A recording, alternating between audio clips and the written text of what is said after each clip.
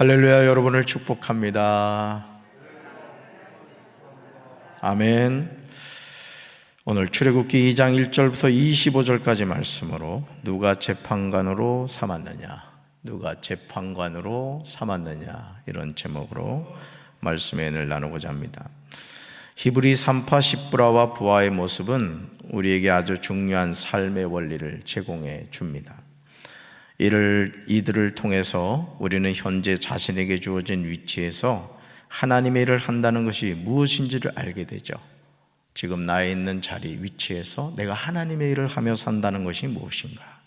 하나님을 향한 우리의 미약한 헌신에 하나님은 갚아주십니다. 여러분, 하나님은 우리의 중심을 보시는 줄로 믿습니다.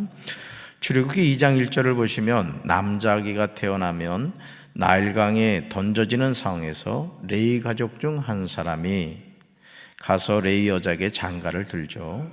그 여자가 임신하여 아들을 낳습니다. 그런데 남자아기가 잘생긴 것을 보고 석 달 동안 아기를 숨기는 것을 보게 됩니다. 그러나 3절을 보시면 더 이상 어떻게 할 수 없는 상황에 처하게 됩니다. 3절 같이 읽습니다. 더 숨길 수 없게 되매 그를 위하여 갈대 상자를 가져다가 역청과 나무진을 칠하고 아기를 거기 담아 나일강가 갈대 사이에 두고. 아멘. 당시 남자 아기는 부모가 돌볼 수 있는 한계 상황에 온 거예요. 한계 상황에. 삶의 여정에서 저와 여러분은 이런 상황에 처하게 될 때가 반드시 옵니다. 그때 우리가 해야 할 일은 무엇일까요? 내 힘으로 해결할 수 없는 이런 상황에 처하게 될 때 우리는 과연 어떤 선택을 해야 합니까? 오늘 성경을 보면 이 아기의 부모는 아기를 위하여 갈대 상자를 가져다가 역청과 나무진을 칠하는 것을 보게 되죠. 포기하지 않았던 거예요. 그래, 너는 운명이 여기까지야, 네 인생은 여기까지 하고 아기를 버리거나 포기하지 않았다는 거예요. 무엇을 했죠? 갈대 상자를 가져다가 역청과 나무진을 칠합니다. 그리고 남자 아기들의 죽음의 장소인 나일강가 갈대 사이에 둡니다. 어떤 마음을 갖고 이런 행동을 했을까요? 하나님의 도우심을 구한 거죠. 우리가 할 수 있는 일은 여기까지입니다. 하나님, 이 아기의 생명은 하나님의 손에 있습니다 하고 하나님께 맡긴 거죠. 오늘 우리가 이 세상을 살면서 자녀를 양육하거나 또 우리가 가정을 이끌어 가거나 그럴 때 내 힘으로 할 수 있는 일이 있고 내 힘으로 할 수 없는 일들이 있어요. 그러면 내 힘으로 할 수 있는 일은 최선을 다해서 해야 됩니다. 그러나 내 힘으로 할 수 없는 일은 겸손히 하나님께 맡기고 기도할 때 하나님이 역사하실 줄로 믿습니다. 이것이 저와 여러분의 삶이기도 합니다. 우리는 남자 아기들의 죽음의 장소와 같은 인생의 나일강가에 살고 있는 거예요. 사실은 언제 갈대 상자가 뒤집히게 될지 알지 못합니다. 그러므로 우리는 매 순간 나의 도움이 되시는 하나님만을 의지해야 할 줄로 믿습니다. 남자 아기의 누이는 나일강가 갈대 사이에 숨겨둔 남동생이 어떻게 되는지를 알려고 멀리서 지켜보고 있습니다. 누구죠? 미리암이에요. 미리암. 이런 상황에서 4절을 보시면 하나님이 일하기 시작합니다. 보세요. 아기가 부모의 손에서 떠났어요. 여러분, 아기는 부모가 돌보지 않으면 어떻게 돼요? 죽습니다. 스스로 먹거리를 해결할 수도 없고 대소변을 가릴 수도 없어요. 자, 그런데 이제 이 아기를 더 이상 키울 수가 없는 상황이 되어서 갈대 상자에 넣어서 나일강가에 뒀습니다. 자, 부모의 손을 떠났어요. 그때부터 누가 일하셨다고요? 하나님이 일하셨다는. 할렐루야. 바로의 딸이 나일강으로 목욕하려고 내려옵니다. 늘상 있었던 일이죠. 그런데 남자아기가 누워있는 갈대 상자를 바로의 딸이 보게 합니다. 바로의 딸은 시녀를 보내어 갈대 상자를 가져오게 하죠. 이때 하나님은 놀랍게 역사하십니다. 여러분, 하나님이 어떻게 역사하시는가 볼까요? 같이 읽습니다. 열고 그 아기를 보니 아기가 우는지라 그가 그를 불쌍히 여겨 이르되 이는 히브리 사람의 아기로다. 아멘. 이 사람이 다른 건 뭐 다 참아도 궁금한 건 못 참다 그러잖아요. 그 갈대 상자에 뭐가 있나고 열어봤어요. 자, 그랬더니 아기가 뭐 했다? 예? 울었다. 이거 울었다. 뭐를 자극해요? 아기가 울면 우리 여자분들 모성애가 자극이 된단 말이에요. 그래서 어떤 사람은 우스갯소리로 이때 아기가 방긋 웃었으면 바로 그냥 엎어버렸을 거라. 물론 성경에 없는 얘기입니다만 우스갯소리를 그 얘기하더라고요. 자, 보세요. 울었어요. 그랬더니 그가 뭐를 불쌍히 여겨 이르되. 하나님이 행하시는 놀라운 일을 보시기 바라요. 바로의 딸은 아버지가 히브리 남자 아기들을 나일 강가에 던져서 죽인다는 사실을 알고 있었어요. 아버지가 바로니까. 자, 알고 있었는데 갈대 사이에 숨겨둔 갈대 상자를 열고 남자 아기를 보았을 때 그를 어떻게 여겼다? 불쌍히 여겼다는 거예요. 불쌍히 여기면 돼요, 안 돼요? 불쌍히 여기면 안 되죠. 심지어 이런 말을 해요. 이는 히브리 사람의 아기로다 라고 직접 이야기해요. 그러니까 여러분, 이제 끝난 거예요. 이 아기는 사실은. 그렇잖아요? 사실은 갈대 상자에 이렇게 넣어서 아기가 있었기 때문에 그냥 꾹 눌러버리면 물이 차서 죽는 거 아니에요. 그런 상황인데 하나님이 역사하신 거예요. 자, 그런데 아주 이 아기도 절묘합니다. 이 아기도 살려고 아주 발버둥을 친 거예요. 이때 뭐 했다? 울었다. 누가 울렸을까? 하나님이 울린 거죠. 자, 이를 지켜보던 남자 아기의 누이 미리암이 바로의 딸에게 용감하게 말합니다. 자, 이 누이도 잘 둬야 돼요.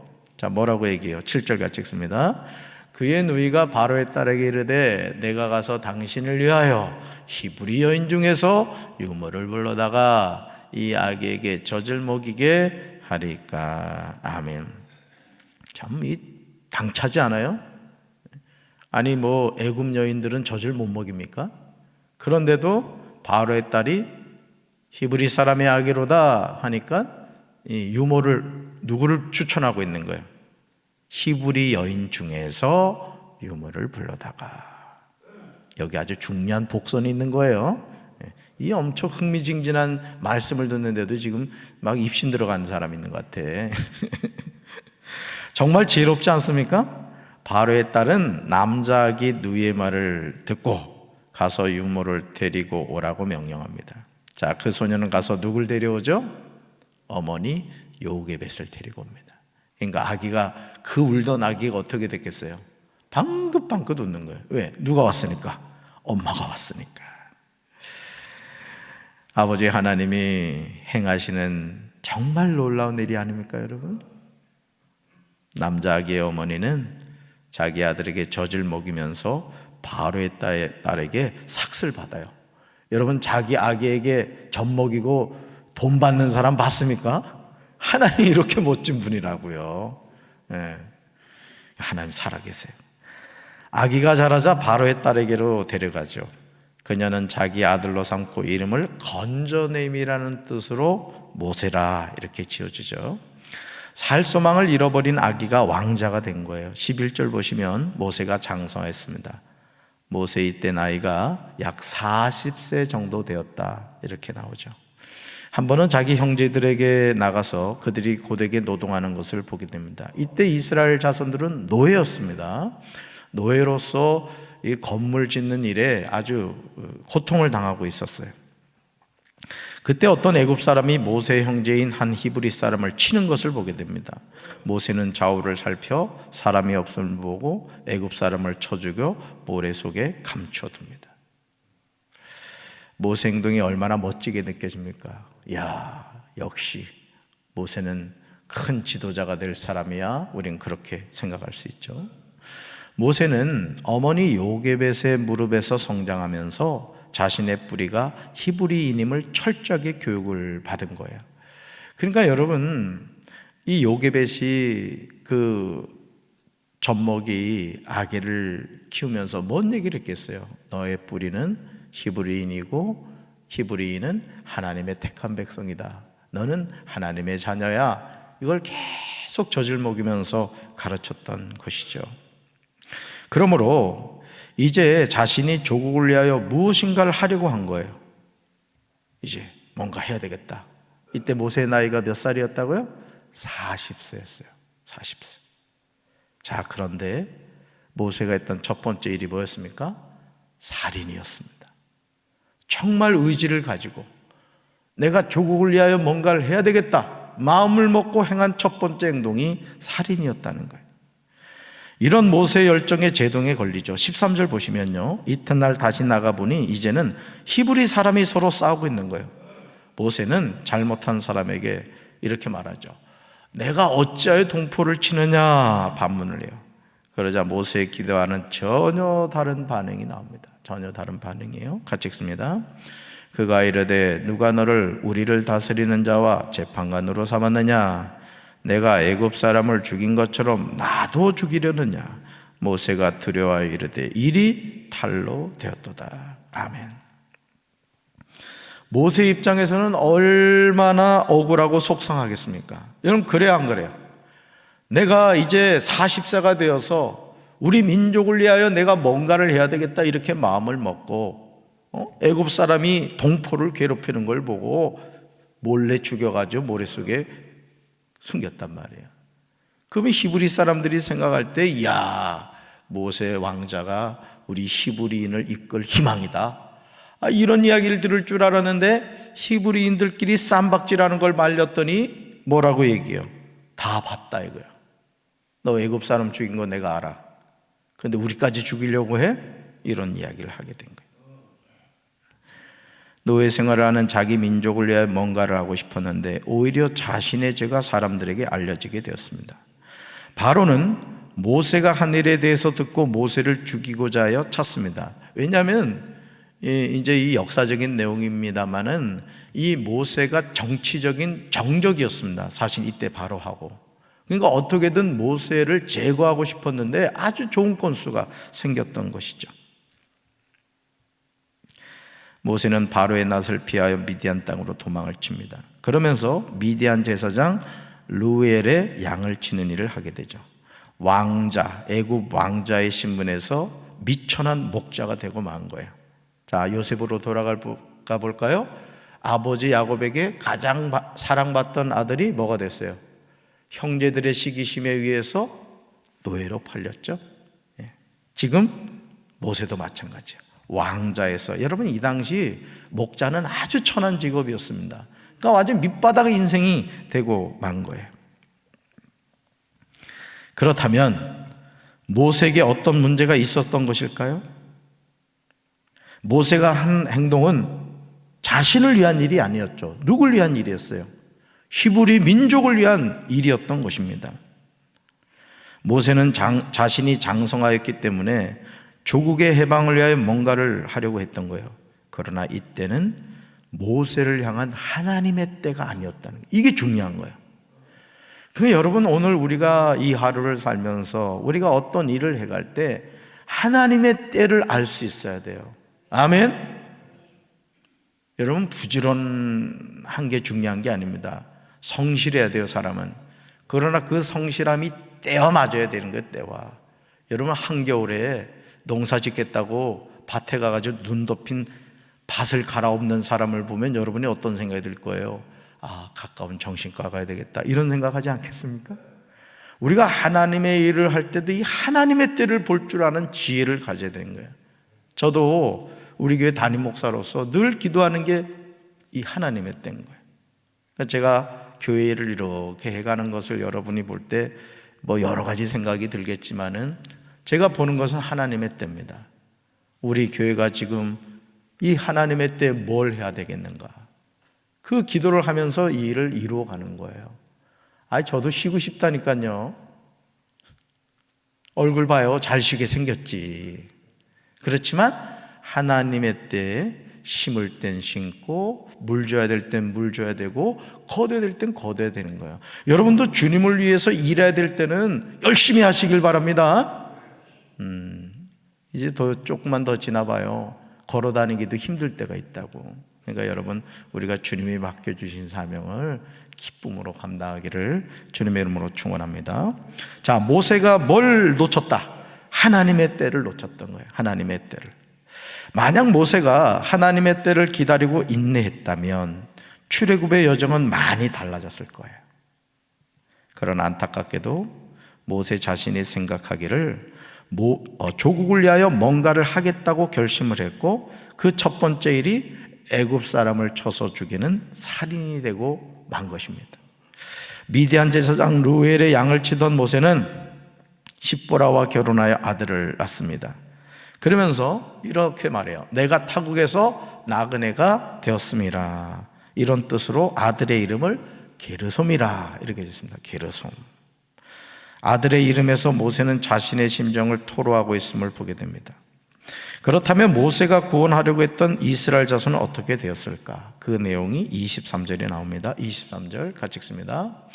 여러 해 후에 애굽 왕은 죽었고 이스라엘 자손은 고된 노동으로 말미암아 탄식하며 부르짖으니 그 고된 노동으로 말미암아 부르짖는 소리가 하나님께 상달된지라. 아멘. 이스라엘 자손에게 고된 노동은 육신적으로 말할 수 없는 고통이었지만 이런 고난으로 말미암아 하나님께 탄식하며 부르짖게 됩니다.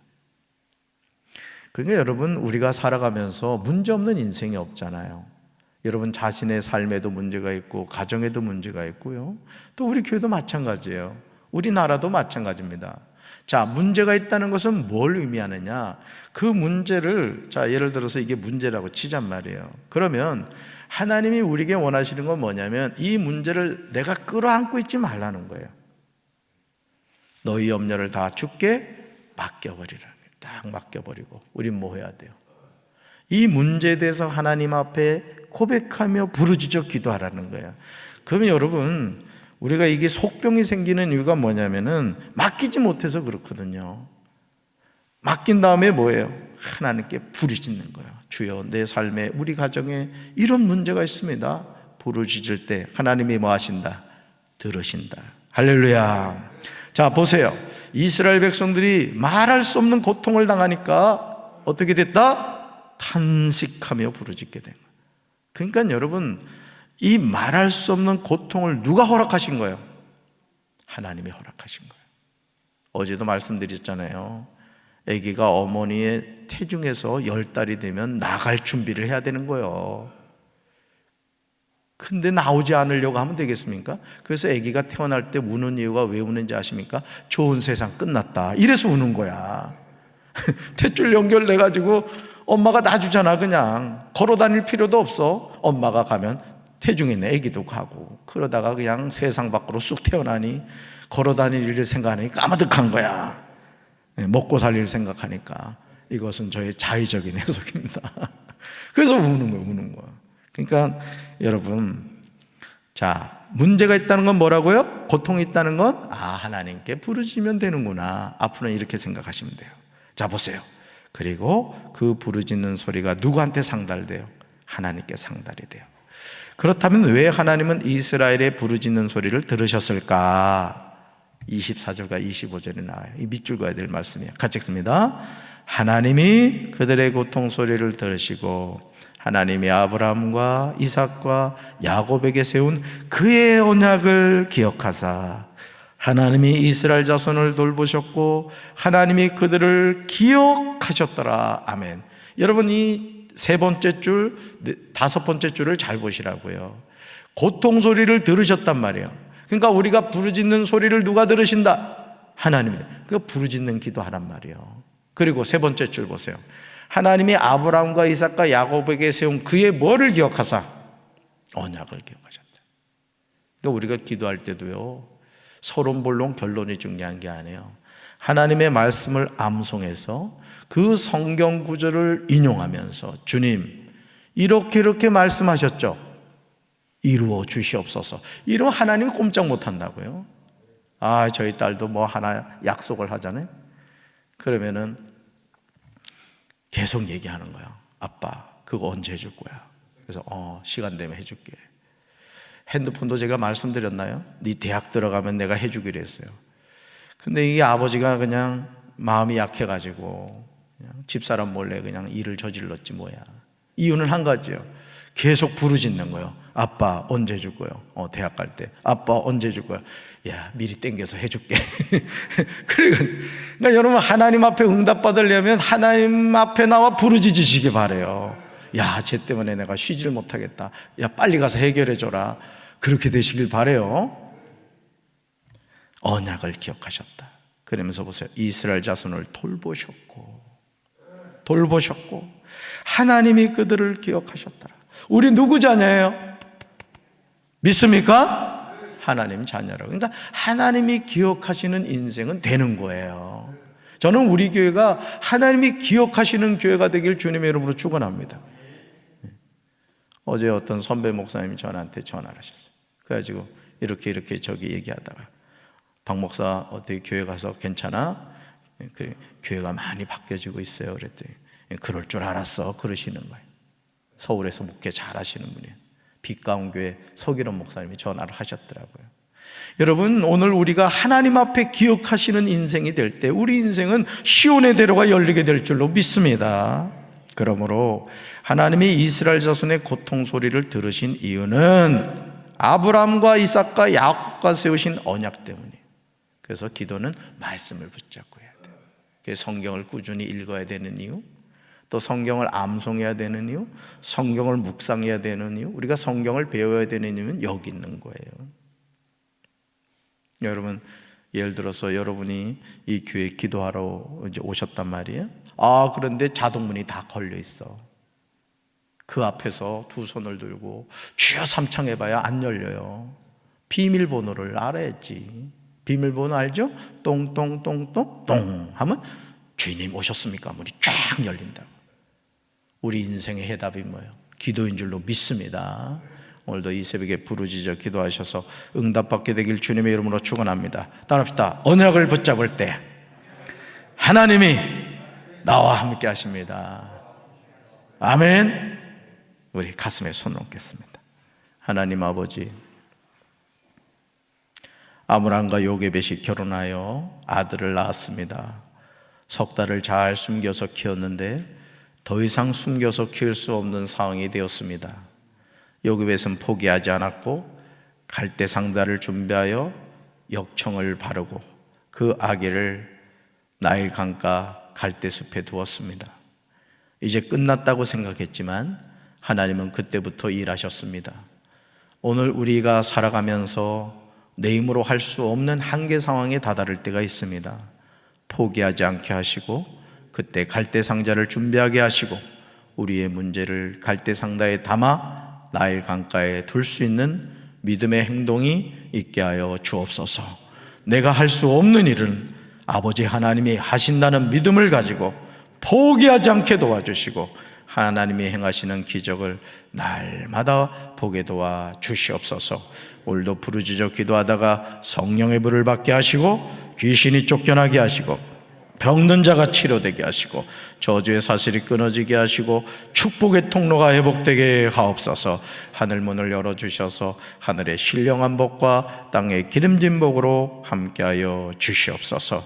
우리 사랑하는 성도들 코로나19로부터 지켜주시고 축복해 주시옵소서. 예수님 이름으로 간절히 축복하며 기도합니다. 아멘.